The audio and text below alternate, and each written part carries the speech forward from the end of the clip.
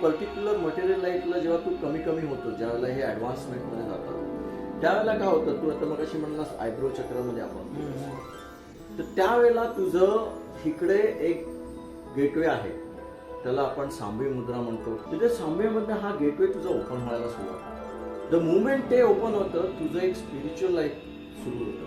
म्हणजे त्या ह्याच्यामध्ये मग तू वेगळ्या ऍडव्हान्स मार्गाने जातो. मग तुझं मटेरियल लाईफ जे असतं की नाही, त्या मटेरियल लाईफची तू हळूहळू डिस्कनेक्ट व्हायला सुरुवात होतो.